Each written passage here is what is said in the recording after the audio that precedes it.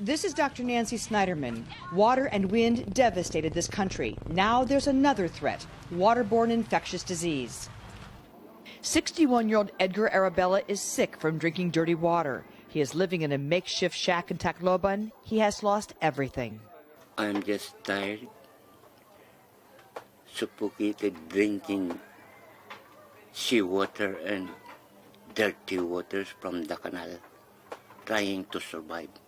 We're now dealing with the new health emergency, and that is lack of good water. When the storm surge swamped Tacloban, the already fragile water system was one of the first casualties. Clean water is now very hard to find, and people are drinking from and bathing in the same waterways that are filled with rotting corpses, dead animals, sewage, and debris. That has health officials worried. What are the risk factors to people, babies, middle-aged people, and elderly, when they come into contact with bad water? The risks are the risks to their health.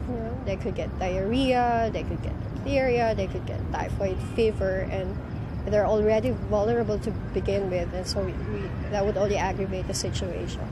These are illnesses that Dr. Francis Visto is beginning to see. Have you seen any cases of diarrhea yet? Mostly children. We had cases of severely dehydrated children from dysentery. Life-threatening dehydration must be treated quickly with IV fluids. But with local hospitals in ruins, there are few places to turn for help. Bottled water, when it can be found, is only a stopgap. Large water tanks are needed, but they require power, and there is none in Tacloban. The only source of water that they have right now, with the power lines down, are wells, open wells, and they're saying it's not even fresh water, it's part salty. Water so necessary to life, and now also a threat to life. Waterborne illnesses can ravage a town that has no infrastructure. Just giving health officials here on the ground one more reason for concern. Brian.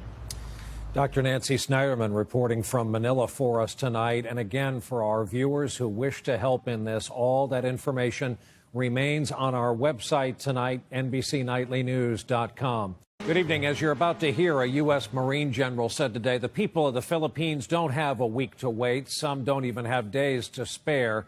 It underscores the monumental effort underway tonight to get help there despite huge obstacles and widespread devastation. Take just the one area we've been focusing on for the last 24 hours, Tacloban, a city of 200,000 people. This is what's left of the airport. The tower's out of commission. There's no radar, no air stairs to pull up to the planes. An airstrip is too short to accommodate jets, and that limits the number of flights in and out.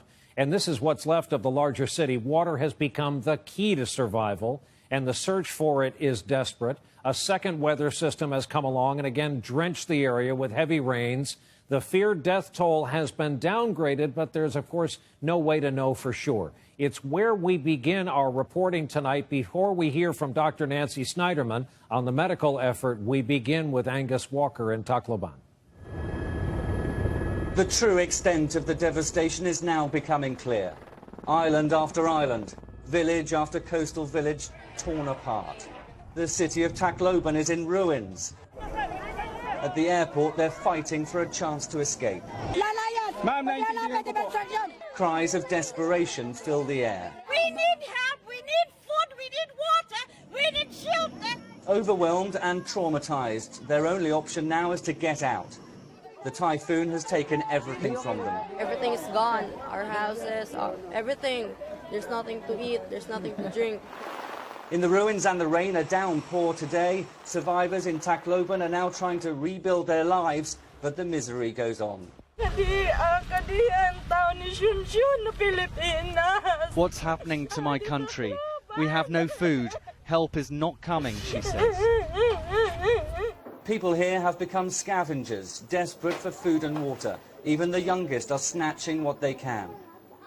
It's called Bliss, the name of a housing project for people who had lost their homes in past typhoons.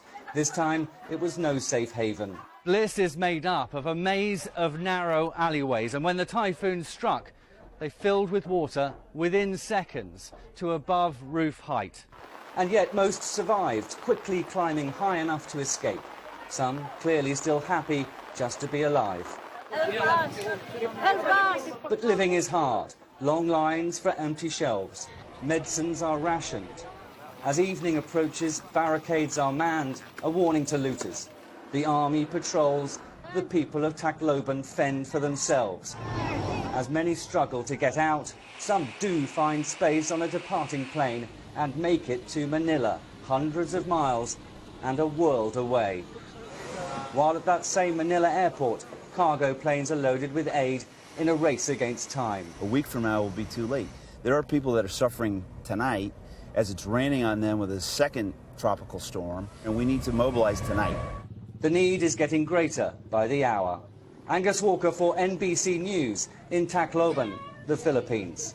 We'll get started, though, this morning with today's top story. The official death toll in the Philippines is climbing. It has now reached more than 1,800 people as disaster officials work to speed up relief operations. NBC's Harry Smith is in Manila for us once again. Harry, good morning to you. The headline here today, even as recovery efforts are getting off the ground, a crowd of storm survivors rushed a government rice warehouse, and when inside, the walls collapsed, leaving 8 dead. Things are not getting any easier here.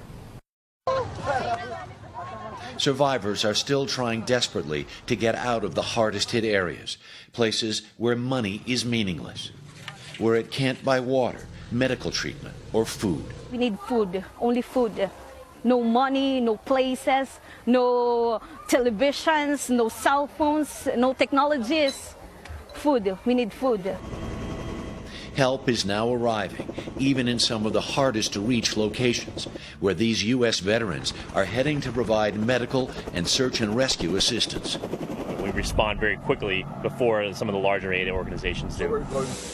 And the U.S. military has now begun running round-the-clock relief operations. We've got expeditionary runway sets that are coming out to allow airplanes to land at night. In the devastated towns, looting has become a means of survival for some, a selfish opportunity for others. The Philippine Army has been trying to reestablish security so that when aid does come, it will reach those who need it most. Some are trying to clean up an almost futile exercise in this staggering mess, and others have just begun the sorrowful task of recovering and burying the dead. Hernando Unida's little girl was ripped from his arms by the massive surge that came with the storm. Ramon Gerardo has been traveling across the Philippines for 3 days to make it to his hometown. He had no idea if his family was dead or alive, or if his house was still standing. No more roof. The house is badly damaged, but there is his youngest son, his daughters, and his wife. Thank you, Lord. If you lived here, it would be difficult not to think of what was. And you'd have to wonder how life will go on amidst all that has been lost. Do you give up or stay when all you've ever known is gone? And there's some more bad news. The USS George Washington, the giant aircraft carrier that we expected to steam into the storm zone tomorrow, has been delayed for several days because of bad weather. A lot of people see those images. They want to help. If you want to get more information on how you can contribute, go to our website, today.com.